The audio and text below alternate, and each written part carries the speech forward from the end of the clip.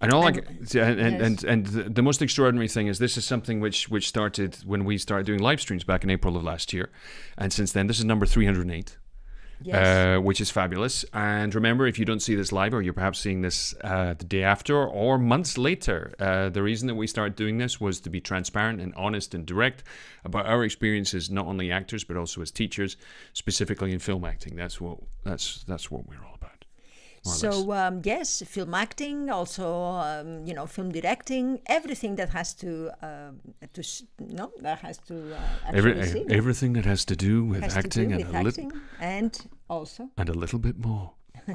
and also film. I mean, we are also interviewing directors in the Spanish channel, and also we would hope to also do something here, that we're going to start to have also some other people, ask them to come and also comment about things that we think would be we got some very interesting guests in English actually coming up. We're trying to get David Hayter, who you don't know who he is, but he's one of the most important people in voiceover and mythical in the world of video game voicing, which is pretty exciting. Oh, and I want to say, listen, Crystal L. Williams Brown is here. Very good news. Hi guys, I'm so excited. This morning got an email. I'm casting a very small part for an up-and-coming TV show episode. I get to shoot for 2 days.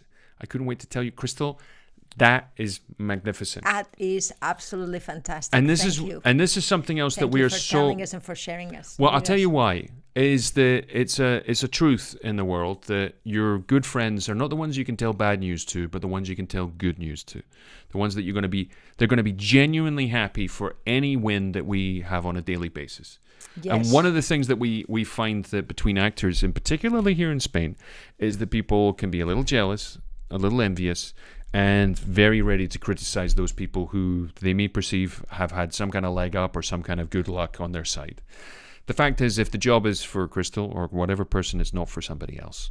What we're trying to do is we're trying to move forward, share the love, and make sure that we maintain a great degree of what can I say?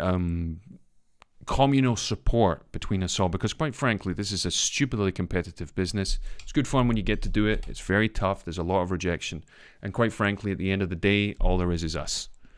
There's no justice, just us. Look, Roman, who's here in Madrid, this is for you. Congrats for that TV show. So there you go. You got Crystal, who's on Facebook right now. Roman, who's there on YouTube. And this is really what it's all about. This is what we do. This is why this thing started off, this what we call Familia de Cine, the film family, is that we didn't know what it was when we began, and we're still not entirely sure what it is right now, but what we are interested in is about transparency, being open, and mutual support.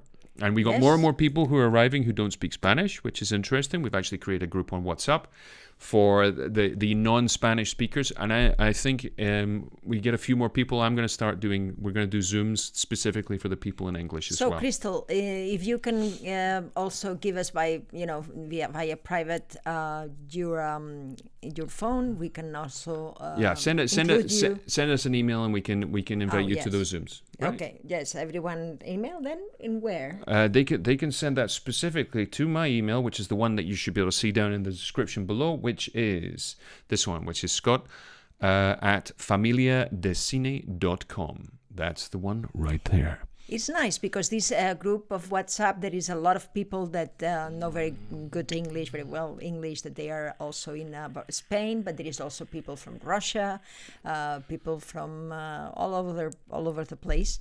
And so it's interesting because it's a mixed pot of everything. And so the idea is to create projects, to start, warming up and see what we can do together. And there is a lot of things that we can do because all of us have, things, have also ideas, have also resources that would be nice to share with each other.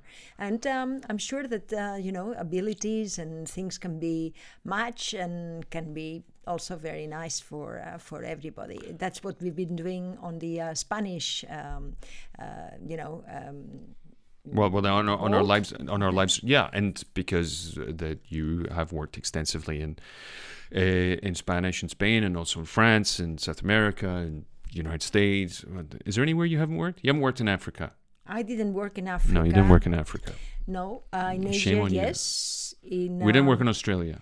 Australia, no. In New Zealand, no. I'm hoping that Vincent Ward is going to come in one of these. Yeah, well, you don't look anything like a hobbit, so the chances of you being in Lord of the Rings are minimal. No, yes. Look, this is lovely. It says, Crystal says, the two of you have been giving me so much and been so helpful. Crystal, ask and you shall receive. Those are the most important things. Is if you don't reach out, nobody's going to reach back. And it's very, very important. We've all experienced a very, very strange 18 months, and there's people who are separated politically, ideologically. There's people who've lost near and dear ones because of the pandemic. We, inside our community, we lost someone who was very close to everybody, which is very strange because it's somebody who was close to us, but we never actually physically were in the same space together. So we're in peculiar times, and the only thing which is going to make us come out of this is transparency, honesty, and a little bit of humanity from our point of view. I don't know about you, Assumpta. Yes, of course. Look, Roman says, do you think you can talk freely about casting, or better not talk about it until you know that you have the job or not? I would suggest you keep it to yourself. I'll tell you why. Because I'll tell you why this is. If you tell somebody, Roman, what happens is they remember that about you because you're an actor and you had a casting for a big job. They're going to be asking you for the next 6 months to 2 years about that thing that you went up for that you didn't get, because you probably won't. That's just the way it goes. It's no reflection on you. It's just got to do with the numbers. That they'll ask you about it, and you'll go, no, that, and you'll be doing that for years, particularly your family. So I would keep it close to your chest. Look, I don't believe the job's going to happen until I'm on a set and somebody says action. I mean, I've been cast in TV shows, movies more than anything else. We're about to do it. We're organizing travel, and then the whole thing gets cancelled. Well, I think there is nothing wrong. There's a little bit of superstition about not saying the thing before doing it. I don't believe in that. There's people that believe in it. I know, but if they ask me, I will tell, and I will tell everything, because I think it's nice to share. It's nice to also understand where if someone is asking. So for me, and being open about it is something that is nice, and it can be also helpful because perhaps someone knows the director or knows the casting director, and before perhaps they can also advise you on how this person is. So I think there is always a rule that I've done in my life, which is try to understand the people that you're going to meet for the first time. Who are they? Now it's very easy. You have, Facebook, you have Instagram, you have all these social media that you can really go in there and know better than them who they are, and so, or at least how they present themselves. And I think that is very interesting when you go to a casting, that you don't feel that you don't know anybody, that is just and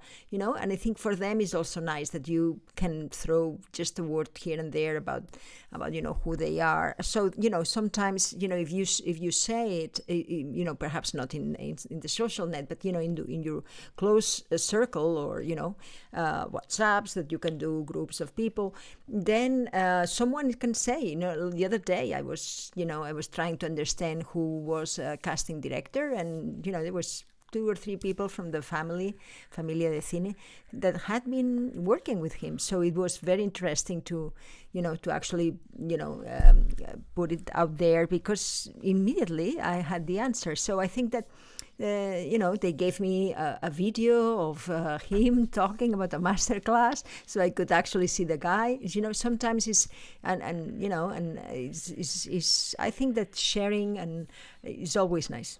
This is, here we go. So Pablo Afro Samurai, who is blessed with being completely bilingual in English and in Spanish, has petitioned for Assumpta to do something in Africa. Yes. Africa's Roman says, I love to go there. Roman on YouTube says, my mother always says don't say anything until you get it because of people's evil energy, which can negatively affect you. No, I don't think so. I don't think that there is energy that is evil. I think that if you project that, you're gonna get that. Well, there's also another thing, which is that it's very upsetting to be disappointed.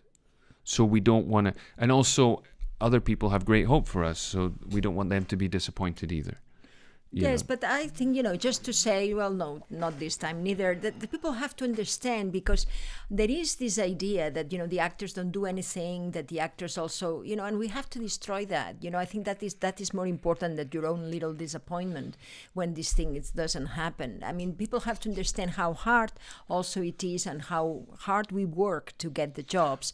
And I think there is nothing wrong, with mothers and our inner circle to understand that, that I've been, working in that for 6 hours, before going to a casting, and it's hard. Well, and, look, like Crystal says, I'm not telling everyone, LOL. No, but one of the things there, Crystal, is not everybody will be able to appreciate how much of an extraordinary thing that is. That's really great. Most people were like, what, just 2 days? But as far as I'm concerned, 2 days is pretty good. The worst job you'll ever have is to go work for just a day on something. Of course. First day is going to be traumatic and tough and distracting, and you're not going to know what anything is. Second day, you're going to kind of like go, okay, I begin to get this. And the trouble is, that's when it ends. Yes. Well, I think that, it's very tough to do the 2 days. It's very tough to enter in a situation that you don't know. So, as much as you can, you also have to find out about things. And I think if you are if you participate, you share your what you are doing or what you need, the people are gonna really respond well. And I don't believe that the people have an evil energy. I think that the energy that the people give you, that is nice always, and. But it is certainly something to be taken into consideration, that there's some people you can't tell good news to. It's very difficult. And I don't know what to do with those people, because they kind of need to learn. And the way you need to teach them is by proving them wrong sometimes. And Exactly. you had that with your father. That's what you did with your dad. It's like you had to prove somebody wrong. And that's why you had the career you had. Yes, that was what drove you forward. Yes, sometimes you need that, but I don't think that. I like to share everything, and I think that is always giving me nice things. If I would be, so retorted and in myself, and it's not a nice way to live. And I think that for me, it's nice to share everything. Pablo says, I'm not superstitious on paper about anything, but in practice, I'd rather not talk about a project until it materializes. I understand that. I understand that, because I'm kind of a pessimist, I suppose, in some ways. I hope for the best, but prepare for the worst. I really don't care. I know you don't care. I really don't care too much, and I think that is the thing. I think that. I've been in too many juries. I've been in too many places where. When she says juries, she means on film festivals. She doesn't mean a criminal court. No. No. In film festivals, I've been, in places where the people decide things, and I know that, these decisions are so aleatorious. So it doesn't really. There is no reason sometimes. There is no reason why you get a role and why not. So sometimes, it's. If the best thing is not to think a lot about it and get on with your life. Well, the other thing I want to say is I want to say hello to everybody who's out there who's also in LinkedIn.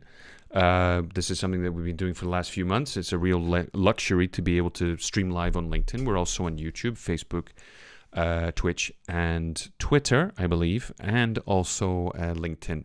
So remember, the way you can help us the most is by sharing this live stream or any other live stream that you happen to come across that we're doing. That's wonderful, so we can open our audience up even more.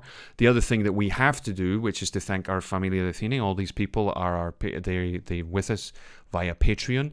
They participate with us every single month. They help us keep doing what we're doing. The other thing is on the higher levels that we actually have classes, courses. We have coaching for self-tapes. Coaching for scripts. Coaching for scripts, for script analysis. And also we help people with accents. And how to manage your career. And that's what Assumpta does, is how to manage your career. And a thing called Act Now. Although we're now doing it for directors, so we're going to have to call it. Nice. We're going to have to call it Direct Now. Direct Now. We have to do it also for directors. So that's what we're doing. It says Roman Reimer. Yep, it's probably what Scott said about not wanting to be disappointed or disappointing others. It's tricky. It's tricky, but this is why you need people who can appreciate what you're doing and appreciate these small wins that we can have. Hey, I'm going to do this. Today we're going to be analyzing some showreels.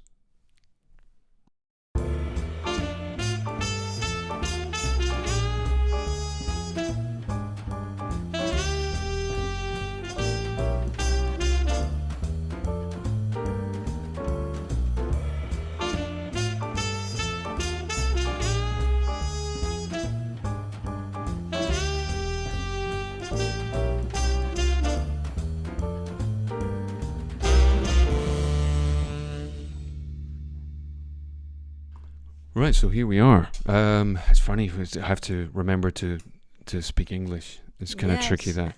And also, listen, our Familia del Cine, we got Antonio Banderas to talk about us in the Goyas.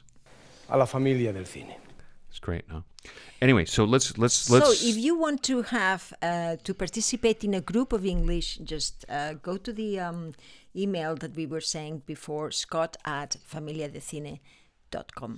Okay, and let us know, and we'd love to set up a Zoom and get together and have everybody talk, because the reason that we've managed to keep doing what we're doing, I believe, in the last, since we started this 308 episodes ago, is because of an honest and direct and transparent communication between us. That's what I hope that we've managed to achieve along the way. So, and Lucinda's over there in LinkedIn. Welcome, Lucinda. With her very Scottish name, Bailey. Lucinda, are you Scottish? I can't remember. But anyway, I'm going to start talking about Scotland, become all Scottish. You see what happens? We're all going to become very Scottish right now. So we have some demo reels to see, right, Scott? Yeah, we've got some showreels. Some showreels, sorry. So let me go in. So I have to apologize to Fabrizio. I also was going to do Tina, but Tina sent me an email about a half hour ago saying, I'm updating my showreel. Oh, we had the classic thing. So this might be quite a short episode. I've got some things to look at, but remember, if you ever need to send them to me or send them to us so we can review them, just same thing. Fabrizio's here. Fabrizio, welcome. Good. If you want to send them to us in future, we transfer them to us at scott@familiadecine.com. As you can see, it is there. Okay, so I'm going to put this away right now. Roman says, if I already sent an old version of my video book, can I send the new one for analysis, Spanish version? Yes. You certainly can, but we'll do it on a Spanish day. On a Spanish day, yes. Because it's a Spanish version. Unless it's beautifully subtitled and you want our response to be in English, because I didn't want to alienate anybody. So Fabrizio is here. Fabrizio, welcome. Right, let's watch Fabrizio's showreel. All right. Okay, let's do it to it. Like his picture? Okay, yes. Let's go. Very nice picture.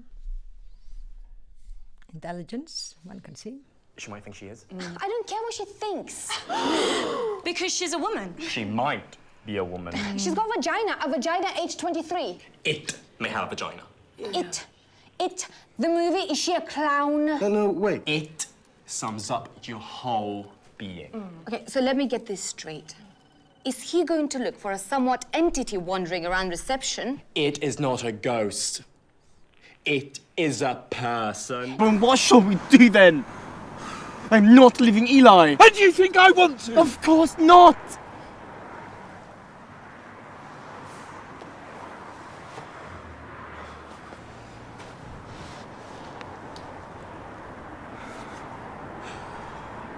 Listen, let's just enjoy our day today.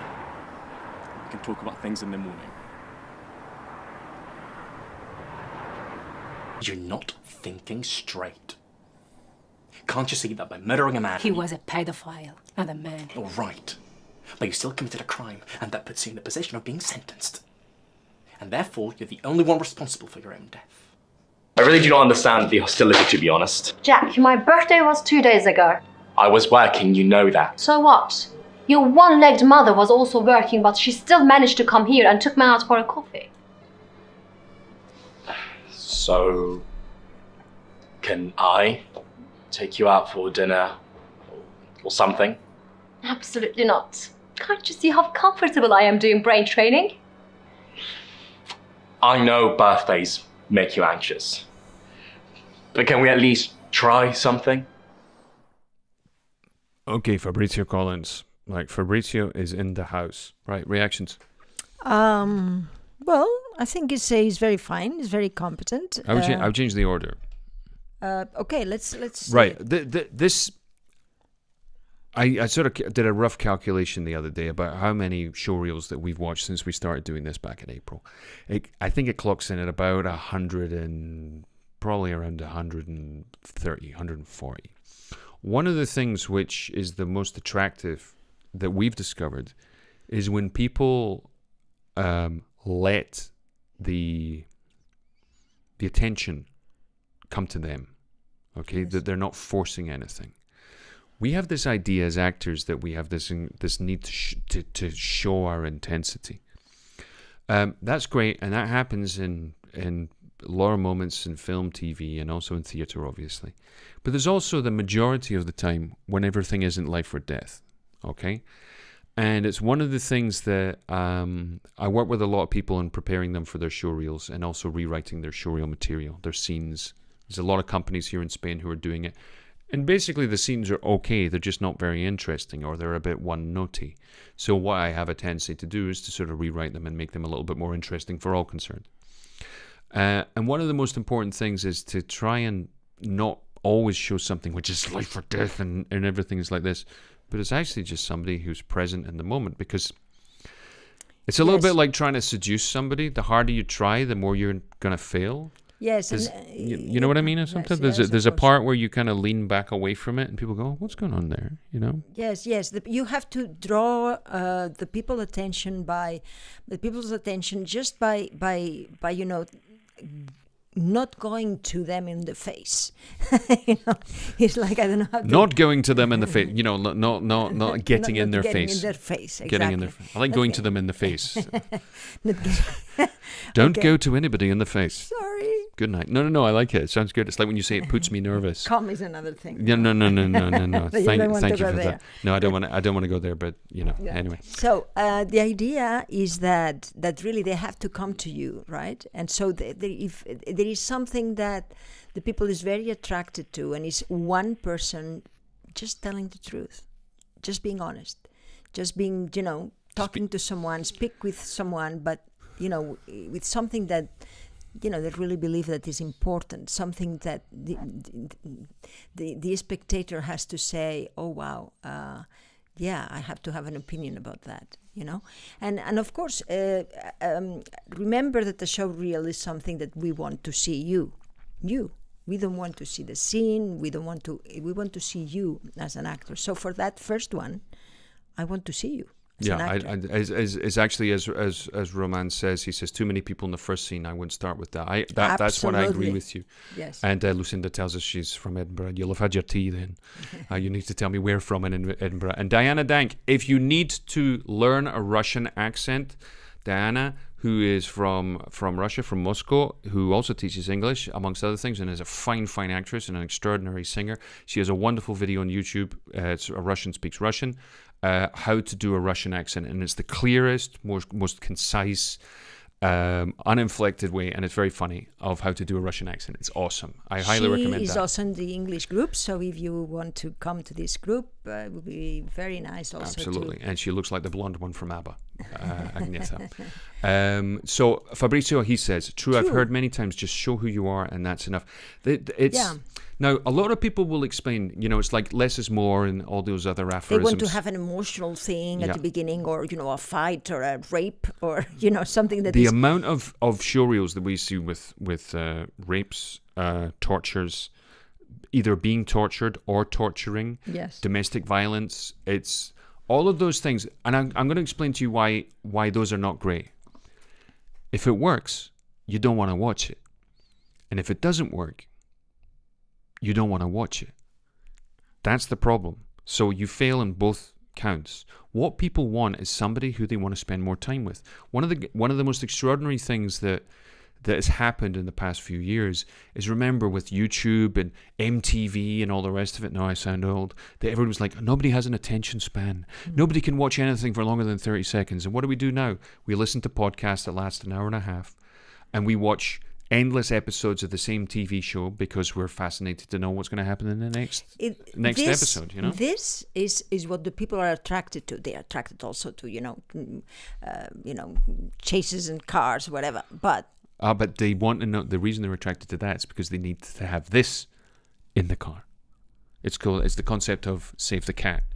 The reason that we're interested in the car chase is because we're interested in who's in the car chase and why they're chasing each other. Yeah, we are actually understanding the danger, and we are understanding also, who's going to win, but also, what this person, how they do it. So we want actually see your thoughts.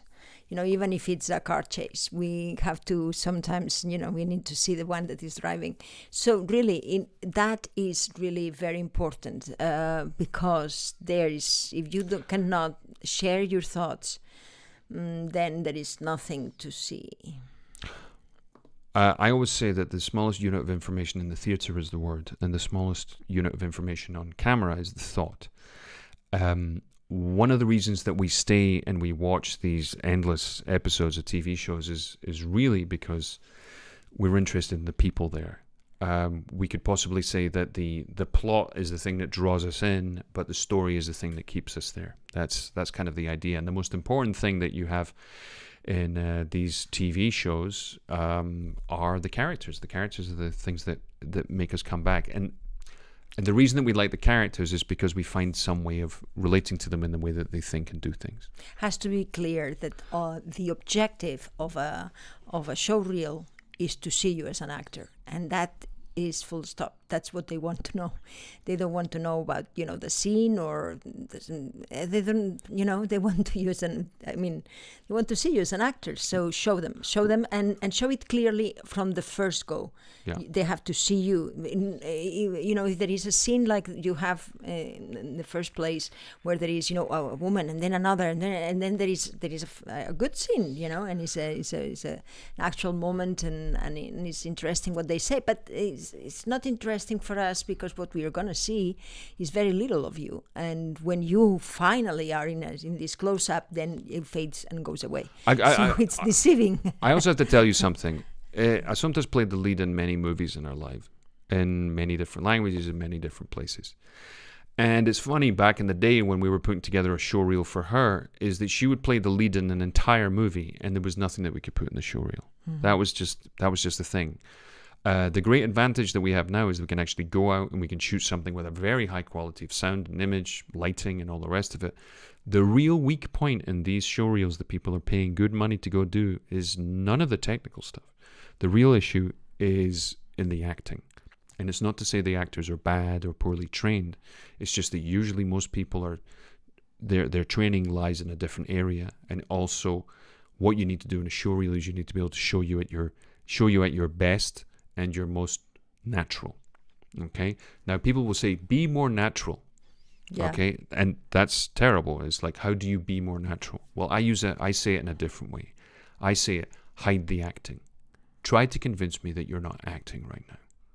Whatever it might be, try it at home on your own. A piece of Shakespeare, a piece of text, something you got to do. Say it as if you said this to your family or your friends, your girlfriend, your boyfriend, I don't care. If you said it to them, they would think it was you talking. Yes. We have a tendency to have this vocal place where we live when we act, this physical place where we live when we act.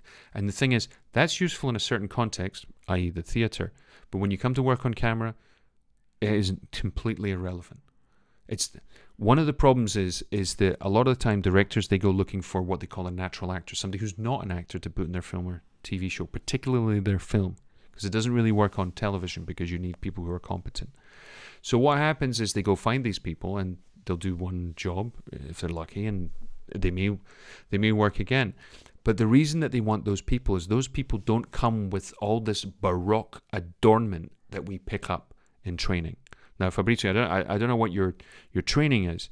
I know from my point of view, I went to the Royal Scottish Academy of Music and Drama. When I started to work in film and television, it took me years to work out all the things I had to leave behind. All the stuff. It was like packing a suitcase, and I would turn up with 3 suitcases, and all I needed really was a toothbrush. Now, you've got Fabrizio. He has a Diana sends us hug from Moscow. Spasibo. From Moscow. From Moscow. And Fabrizio asks, would you recommend shooting new scenes where I simply get on with my day, showing my true essence as much as possible and maybe remove a couple from the showreel? That's not a bad philosophy, but what you really need to do is you really need to, if you're going to shoot them again, choose something or write something which is low-key, naturalistic. And if you know a little bit about writing, you can do something which can have its own intrinsic interest. But we need things which is very much Fabrizio talking like a normal human being to somebody else. Yes, try that this piece that you're gonna write or that you're gonna look for must have different. The character must have different objectives. They want different things. It's not only that I'm asking, but I'm also convincing. I'm also If you have all this arc of things that you want, that they are really different one from each other, then it's very interesting, because then you have you show more than one thing, and that is nice. That is always nice, and is very compelling to see. Let's go back over it. Let's go piece by piece. The important thing is that, remember, the reason that we do this is that we want things that work. Okay? Forget about good and bad. What we're interested in, things that work. Okay? This is a very important thing when it comes to viewing our own acting, that we have to see it and we go, does it work? I don't care if you like it or not. Most of the time we don't like what we do because we think it could always be better, but the question is, right now, what I did, does it actually work in the context of the scene, or does it work for my showreel? Yes. Okay, so let's go ahead over this. You got a really great look. You've got very sensitive, kind eyes. You're very handsome. What can I say? Yes, your eyes, though, they're a little bit, they have to be lit correctly to be able to see them. Yeah. And that is a little bit of an effort from a part of a DP, because, that those things, they have to be taken account. They're very nice, and they have to. I need to say, make an effort to see it. I need to say hola to Esteban in Sausti, who is in Havana, Cuba. It's fabulous. We got lots of people coming from Cuba on LinkedIn, which That's is nice. very curious, because you're talking about a hardcore business social network, and coming from Cuba. I love it. Viva la revolución. Not the last one, the next one. Anyway, so let's go ahead and have a look at this. She might think she is. I don't care what she thinks. Because she's a woman. She might be a woman. She's got a vagina age 23. It may have a vagina. It, the movie, is she a clown? No, wait. It sums up your whole being. Okay, so let me get this straight. Is he going to look for a somewhat entity wandering around reception? It is not a ghost. It is a person. Then what shall we do then? You see, the problem there is that you have the light from above you, and then your eyes, you cannot see them, right? Well, my problem is there's 5 other people in the scene. Yes, no, of course, no. I was that we already said it. I mean, I think you should just don't put this scene as a first. I'm also very interested. Your name's Fabrizio, which is not that's not a very common name down in Kent, but your last name's Collins, which is a relatively known British name. I'm interested to know whether you speak other languages. That's whether there's a Fabrizio because there's some Italian connection in your family. I'm very interested in that. Let us know, because that's something which is very, very useful right now. Is people who speak more than one language. Of course, for everybody, Pues claro. Agents, casting directors, Everybody loves co-productions. Right. Okay. So let's keep going. Let's go back a little bit here. It is a person. Then what shall we do then? I'm not leaving Eli. And do you think I want to? Of course not.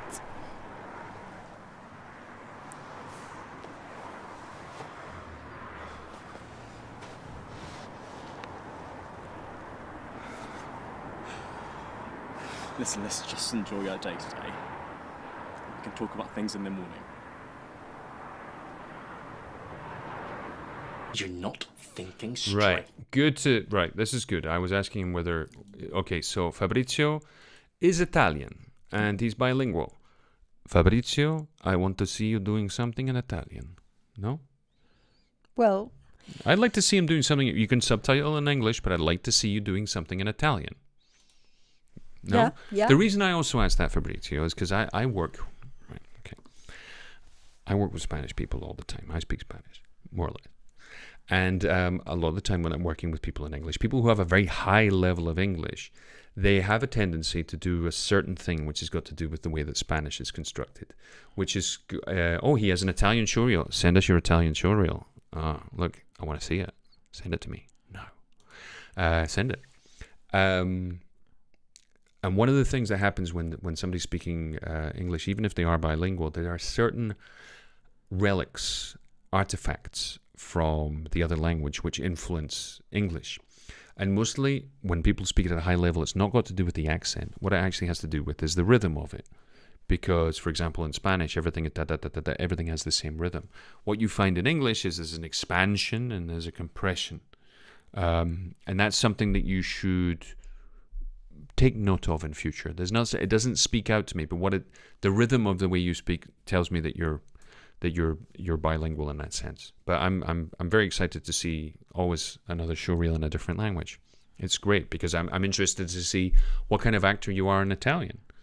It's so useful right now because what's happening is it looks like there's going to be a huge strike in the United States with IATSE, which is the technicians union, specifically the grips and the electricians, to do with pay, overtime, etc., in relationship to the streaming networks, the HBO, Disney, Netflix, etc. Because what they're doing is they feel like they're being exploited and not paid enough as they would be paid on any normal network TV show or movie. So if that goes down and there's a massive strike, the other unions will fall in and they will strike as well. And what that will result in is very swiftly that all production will probably stop in the United States. And it means that they'll have to do it somewhere else. For example, Spain, where we are right now, is we already see an acceleration of production here. There's more. In terms of the hours produced for Netflix, it goes United States, Spain, United Kingdom. Wow. So that's because Spain can be used for anywhere in the Middle East. It can be used for Afghanistan, or it can be used for Africa and many different places. So that's one of the things that we're seeing happening right now. And we've got an exploding volcano in the Canary Islands. Yay, win-win. Mm-hmm. So this is something that we have to remember, particularly if you have a European passport. I know the British passport is a bit of a mess right now, but there's certainly something to take into consideration. Let's go back to where we were. Let's just jump here. Right, so Assumpta, how do you feel about this scene here? Yeah, which looks like it was shot by a Swede. What shall we do then? I'm not leaving Eli. And you think I want to? Of course not.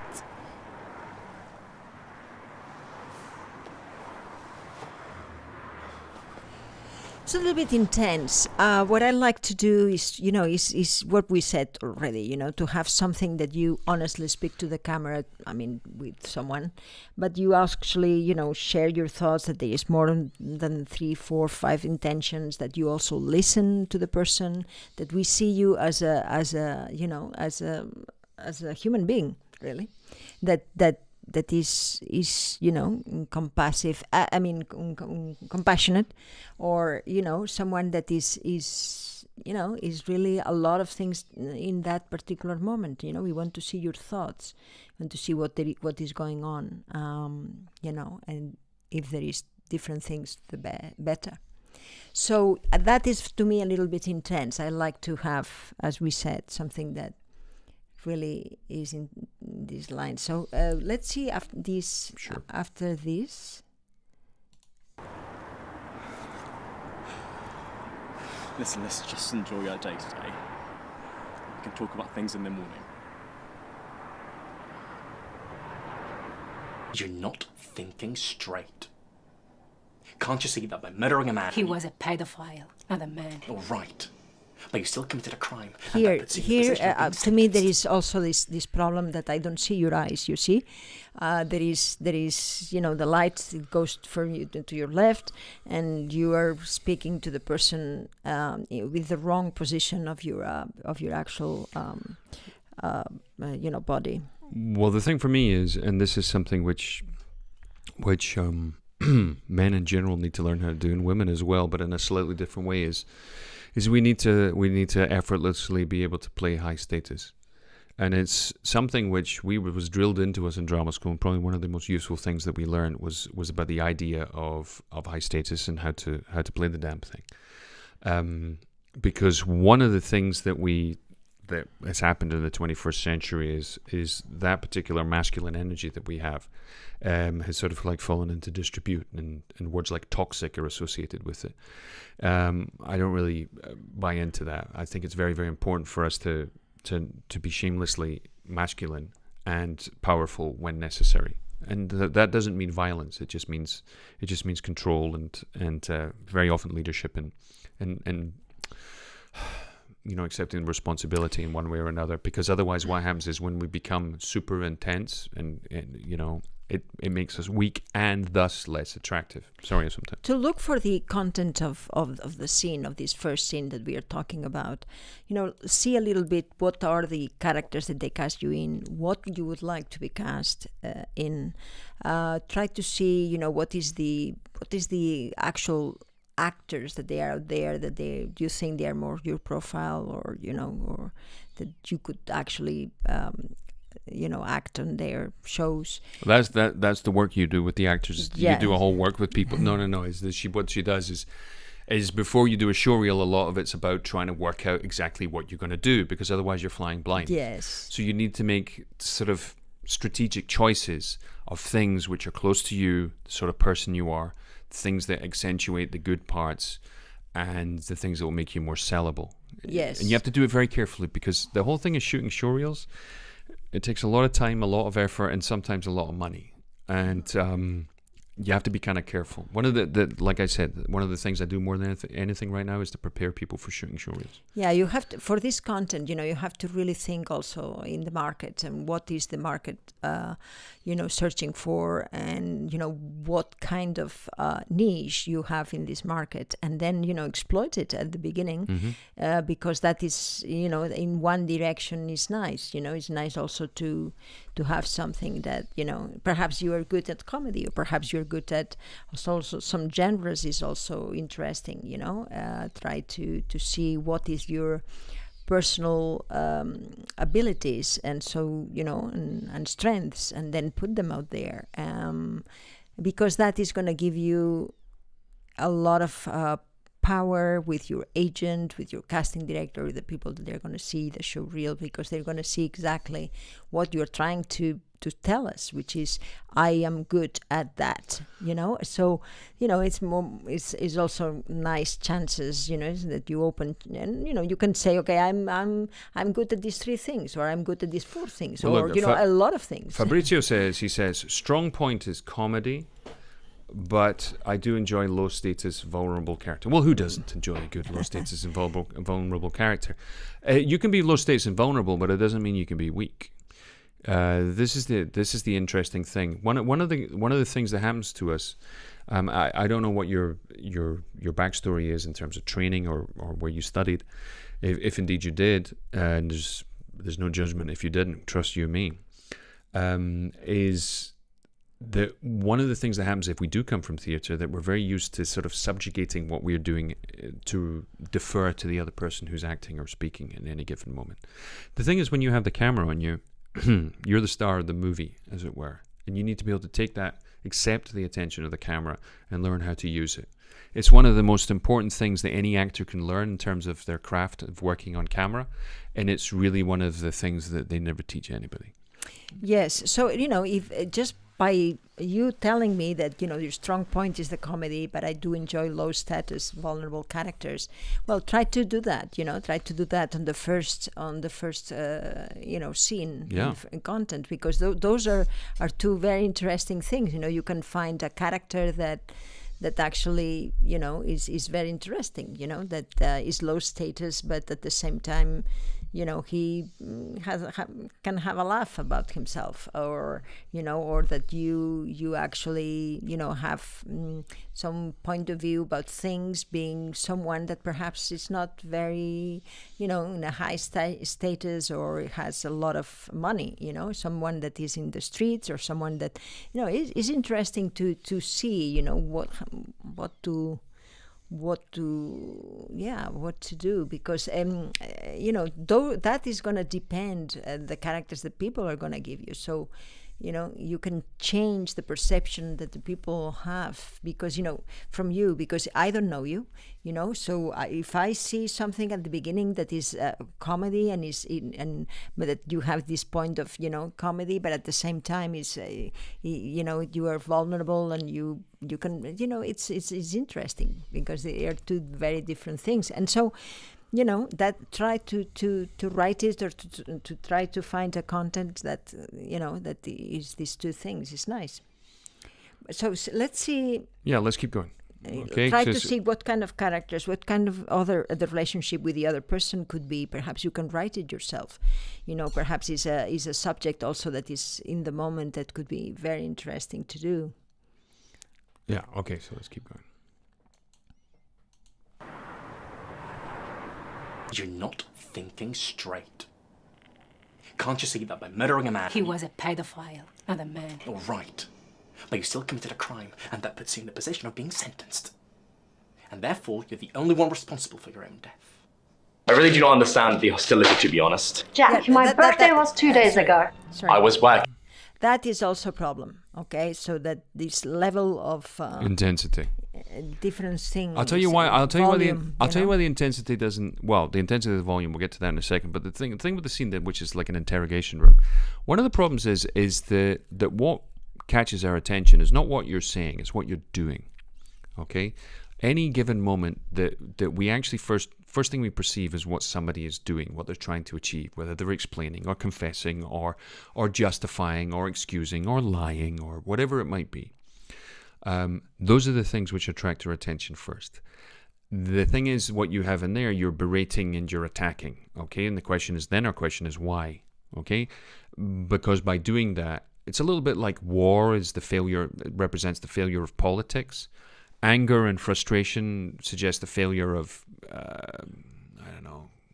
the cognitive process, or making sense of things, or debate, or argument. Yeah, or empathy. Empathy in some way or another. So what happens is we get this berating thing, and it's not.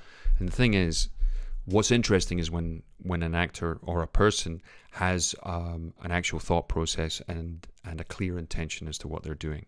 Because otherwise, it's the sort of the equivalent of hitting somebody over the head with a chair. We've seen it, and there's not much more information there. I'm interested in this one. Remember that your job is to generate questions to the public. Oh, really? Why is that? That was a joke. Okay, so this one here. Now, what I'm going to tell you, it's purely technical. When you're editing, okay, and this is for all concerned, when you're editing, be careful. You should be doing it with headphones on, right? I am assuming that everybody's editing their own showreel. Okay, when you're doing the editing, put the headphones on. But not just that, you need to make sure that the meter where the sound level is doesn't go above -6. Okay, if it goes above -6 or goes into the red, what that means is when somebody gets to it, they're going to turn the sound down. Whenever any mix in film or television, particularly in television, dances between two particular extremes. -6 to about -28 or something like that. Dialogue lives around -12. Gunshots, explosions, dialogue, they're all the same volume. Okay? The reason for that is you don't want people to be turning up and turning down their TVs. Or, in this case, turning up and turning down their phones or their computers or whatever it might be. So you have to be very conscious of that and quite conservative to make sure that everything is more or less the same volume. Because what happens is we go from this. Your own death. I really do not understand the hostility, to be honest. We go from something that puts you quiet. in the position of being sentenced. And therefore, you're the only one responsible for your own death. I really do not understand the hostility. Yes. Now, the other thing you got is this has been sound mixed. The sound has been mixed here, and it sounds like it's been mixed fairly well. But the trouble is, because it's more dense and the sound is more compressed, it appears to have much more volume. Okay, so you want to drop that down 4 decibels, maybe 6. Listen to it. It just make it much more comfortable too. Because the first thing is people are going to miss what you're saying because they're going to be adjusting their volume. I did it here. Okay, so let's keep going. It's a perfect storm of technical, acting, goodness gracious, it's everything. And therefore, you're the only one responsible for your own death. I really do not understand the hostility, to be honest. Jack, my birthday was 2 days ago. I was working, you know that. So what? Your one-legged mother was also working, but she still managed to come here and took me out for a coffee. So, can I take you out for dinner or something? Love it. I love that. Why do I love that? Can I take you out for it? Because it's brave. I'm talking about the person. I'm not talking, the acting is another thing. It's brave. It's uncertain. Uncertainty is incredibly seductive. Yes. If you can play uncertainty. In this first scene, in this content that you're going to find? You're always going to find, people are always going to be fascinated by it because don't your know uncertainty about represents our uncertainty. It's like, is he? What's he going to do? How's it? Yes, they don't know that or what's going to happen. Oh, what exactly doesn't know? Yes, doesn't know that. That's always good. Bertolt Brecht said there's nothing more interesting on stage than to watch a man try and undo the knot in his shoelaces. There's a reason for that. It's the simple intensity of trying to get something done. Now, when we try to get anything done, we're not all Bruce Lee. Sometimes it's not that easy.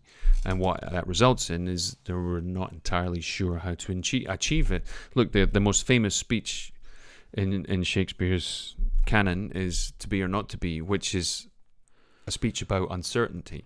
It's really somebody exploring two sides of a very, very grim argument, whether it's better to live and deal with all this or to die and not know what's going to happen. That's what that's all about. It's a contemplation of suicide. But that uncertainty, that exploration is one of the reasons why it's compelling for everybody in every culture and every place in the world, and why it's the most performed play in the history of theatre. So uncertainty is great. I love that. You need to turn that down a few decibels and you'll see the difference. This sounds like it was much more professionally mixed. I get that.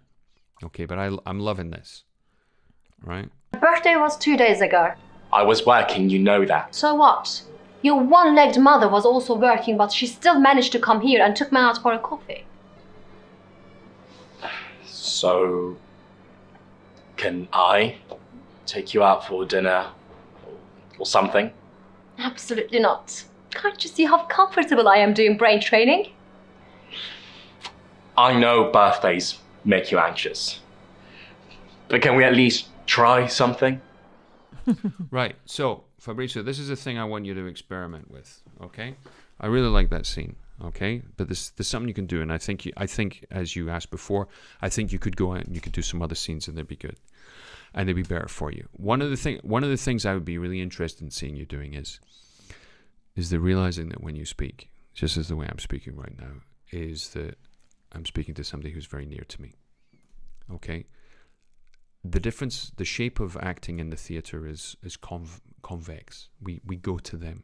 We have to meet them halfway because of the distance and the size and the frame of theatre, the size of the window that we have. In camera, well, the audience comes to us, particularly when we're in a close-up or an extreme close-up, is that we're so near to what's going on, is that all we simply have to do is think it, say it, not be sure about it, and do it anyway.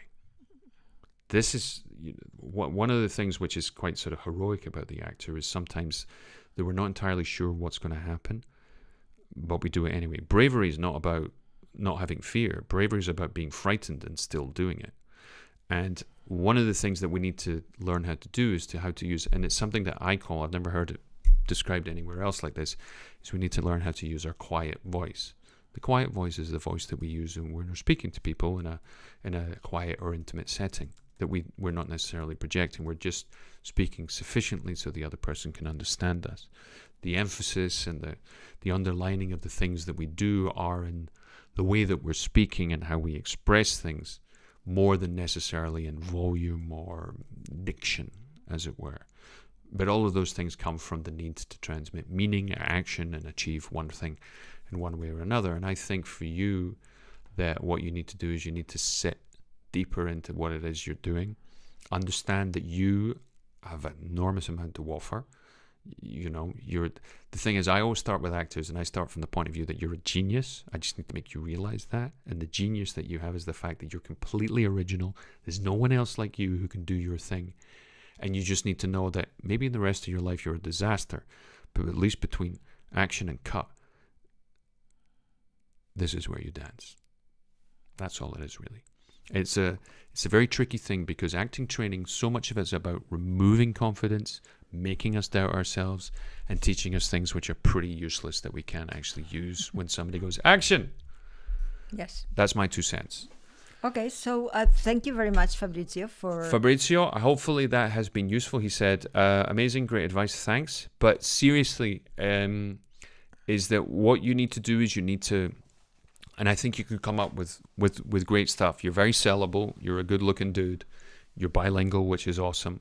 That's a very, very useful thing. You need to also... This is a curious thing about bilingual people.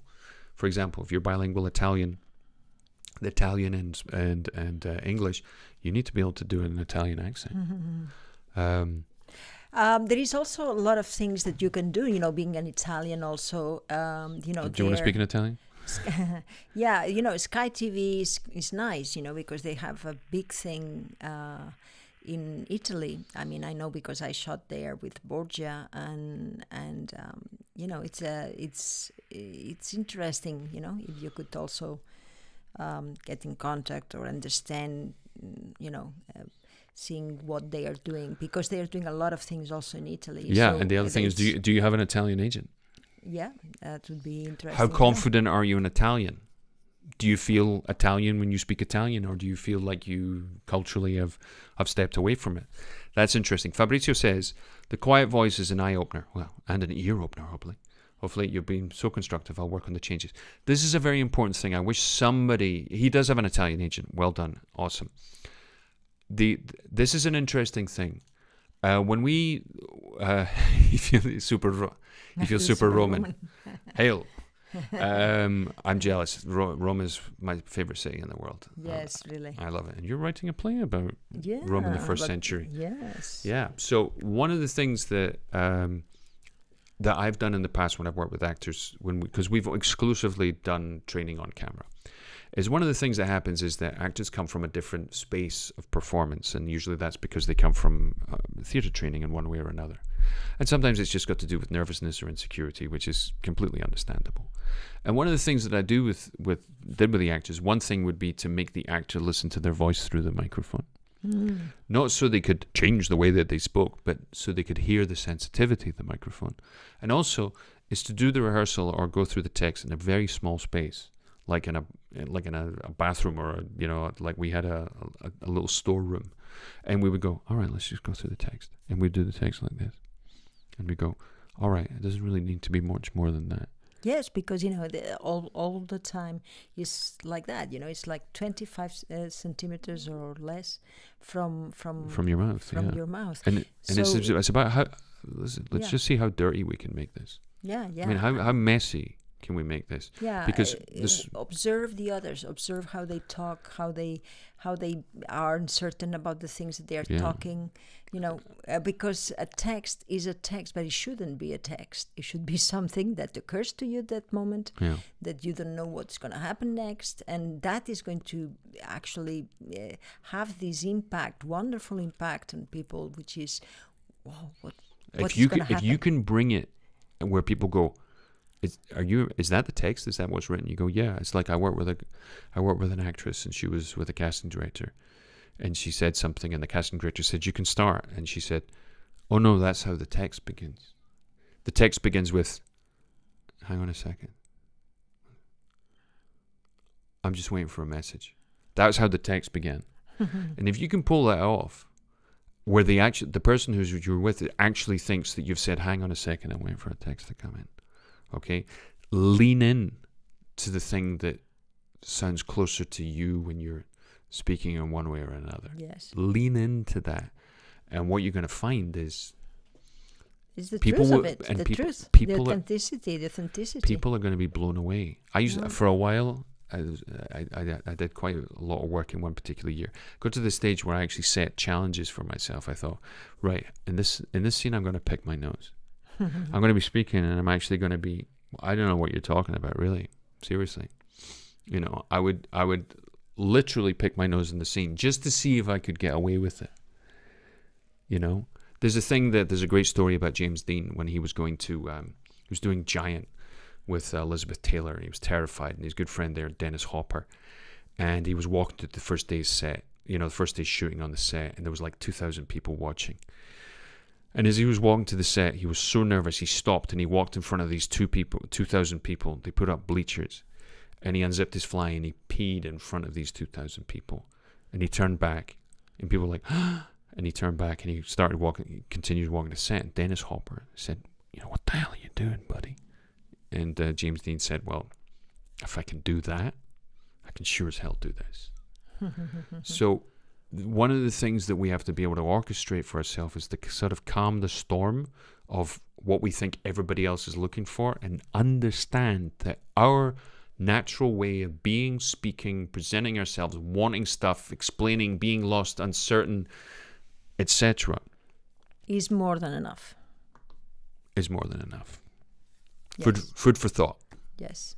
Okay, so it's 9:10. Grazie. Grazie, Fabrizio. Grazie, Fabrizio. Thank you to everyone Bello. there listening, and we're gonna come back next Thursday, and we're gonna see what See what's we're going on. bringing, huh? Remember, if you're interested, if you want to come and join in, so one of our Zooms where it's going to be a kind of meet and greet. Remember, please, feel free. Grazie mille. Ciao, bello. I love Italy. So it's fantastic. We need more of that. And send us your Italian reel. Love to see it. Okay, Crystal, thank you for dropping by, and well done. Very proud of you. I think it's awesome. Remember, if you want to join in with us, and we could organize one of our Zooms with everybody and do it specifically in English, it'll be a little bit later so we can take into account the people who are going to be across the pond in the United States, because that'd be lovely to see people and talk with them in person. Remember, you can drop us a line to scott@familiadecine.com. Other thing I want to say is, if you're interested in, if you need coaching or you want to join the group, which is at 120 or so people right now, you can find us on patreon.com/Assumpta Serna. And remember, if you're on YouTube, to follow the channel. And also the same thing goes for Facebook right there, like that. You like that? I like that. It's pretty cool, right? Thank you very much to Thank everybody. Thank you, everybody. And See you next Thursday. See you next Thursday. Remember, if you want to send it to us, same thing again, send it through WeTransfer to scott@familiadecine.com. And that's been our show. Thank you so much for joining in. Thanks, Fabrizio. Hopefully that's been really... and if you want to show us the Italian one, that would be great. Absolutely. And I'm also interested. Diana says thank you for the live. Thank you for dropping by. And also, I'd love to... You got to drop in one of our Zooms as well, because you're now a member of the family, which is fantastic. And as we normally say, in Spanish, we say mañana más y mejor, because we'll be here tomorrow, Friday, but we will be in Spanish. Fabrizio says buona serata. I will send the Italian one. Grazie mille. Okay, which is fantastic. Thank you very much, and... Well, upwards. And? Onwards. Till next week, and tomorrow in Spanish. See you later, guys. Thank you. Bye.